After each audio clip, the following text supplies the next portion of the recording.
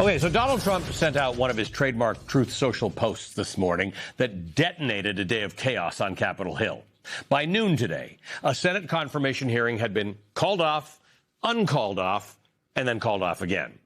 Trump's social post was as long-winded as a James Joyce novel if it were edited by James Joyce himself. But that's the point, because Trump buries the news in the noise.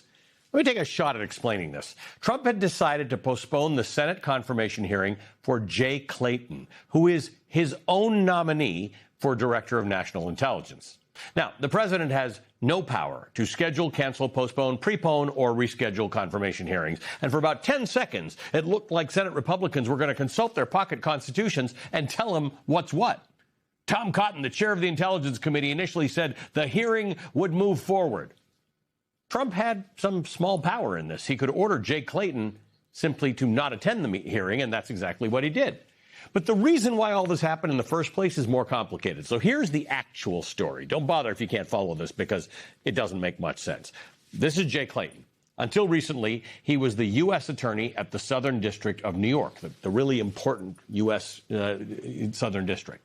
Now he's Trump's nominee to replace Tulsi Gabbard as Director of National Intelligence. Congress has fast-tracked his nomination process largely because of this other guy, whose name is Bill Pulte. He's the guy that Trump appointed as acting DNI, except he has no experience at all in national security. He does, however, have experience as Trump's attack dog.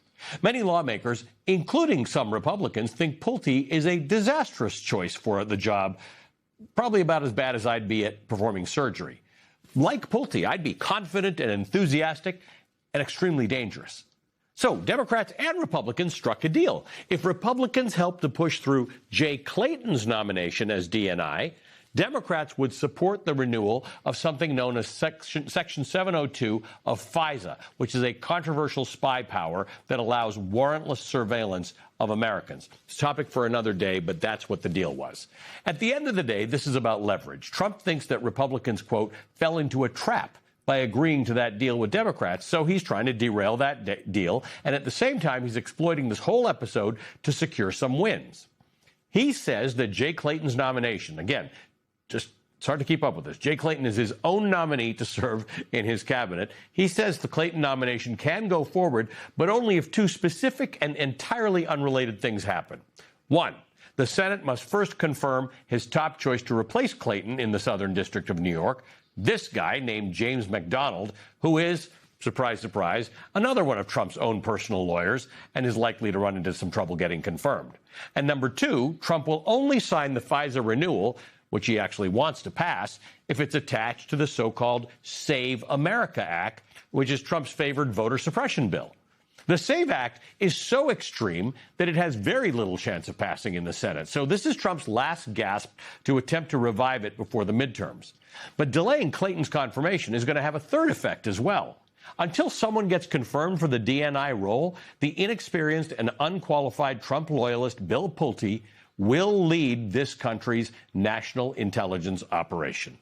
Here to discuss it all is Brittany Cooper, Associate Professor of Women's and Gender Studies and Africana Studies at Rutgers University. She's the author of Eloquent Rage, A Black Feminist Discovers Her Superpower. Also joining us is Aaron Parnas. He's a journalist, a lawyer, a political strategist, and most importantly, a reporter with bragging rights of more than 8 million followers across all social media platforms, including 5 million on TikTok. I just checked, by the way.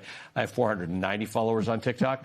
Aaron is the founder of the Parnas Perspective Substack. Thank you to both of you, friends, for being on with us in this, our first week. Professor Cooper, let me start with you. This is all Trump playing politics with stuff that's really important. Yeah. No disrespect to other cabinet secretaries, but it's very important in this world that we have a qualified Department of, the National Intelligence person. Yeah. And everything's just a political game to him. Absolutely. I mean, look, P.T. Barnum is in the American tradition, and so Trump sees himself as the ringmaster. He also used the word intrigue when he posted on Truth Social about this. He said, for a little intrigue. And that tells you exactly what he's trying to do. He thinks that this is only about showmanship. This is a guy who has lost a war. Yes. We all know that he lost it. But I also think that he is doing a bunch of attention-seeking things because this is Obama's big week for the reveal of his library, right? So given the fact that he's lost this war, given the fact that the nemesis in his head is having his own victory lap and is reminding us of a different kind of America, he is sort of instituting maximum chaos again and again and again. I think the thing that we should be concerned about is, what does it mean that we're being governed by a leader that really does not care either about intelligence or about safety, and in fact thinks that that structurally inducing unintelligence is the way to govern, because putting Pulte in that position is the opposite of an intelligent or smart way to govern or to keep Americans And safe. we have real threats. Like, we actually have to do this. Aaron, what are you thinking about this? Because I think this is true. A, this is just a lot of chaos. B, Donald Trump signed a deal today that sounds very much like he lost his war against Iran. Iran's stronger tonight than it was at the beginning of this war. He's just a general mess. But what do you make of this? Yeah, I mean, I actually think he's going to throw J.D. Vance under the bus with the whole Iran memorandum of understanding. When it flops, I think it's all going to be Vance's fault at the end of the day. He hinted at that today. He said, if it doesn't work out, I'm going to blame Correct. J.D. Vance. He actually said that out loud.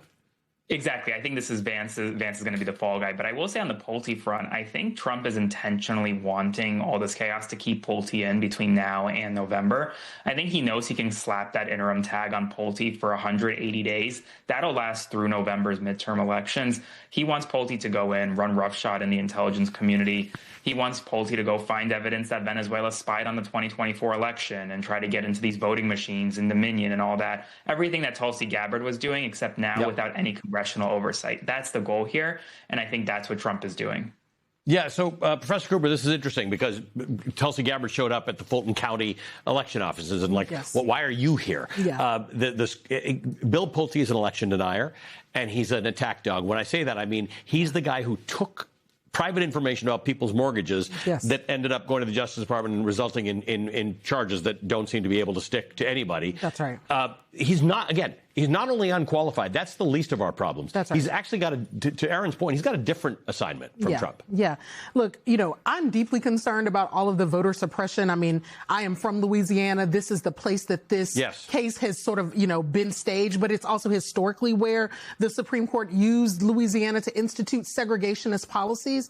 I think we have to remember, too, there's not just a racial dimension to this. This administration is stridently anti-women, stridently anti-queer. And so the SAVE Act also has particular effects for married women. But I thought that the goal on this side was for everybody to become a trad wife. So I don't understand why now, we're seeing young women say online. Which, by the way, if you get married and you take your husband's name, or you get divorced and you don't, and you try and vote, you could get in trouble under the SAVE Act. That's right. And so if your documents don't match your name, then you can't vote. And this is also evidence or a reason for us to think about the fact that the things that we do, for instance, to undocumented people, and the things that we do around weaponizing access to your documents can affect citizens too. Because they have tested this out on the most vulnerable. But really what they want is a world where men make all of the decisions, where particularly moneyed men, white men, straight men make the decisions. And so they are systematically moving in ways that make that a reality. Aaron, we see this in polls. We see it in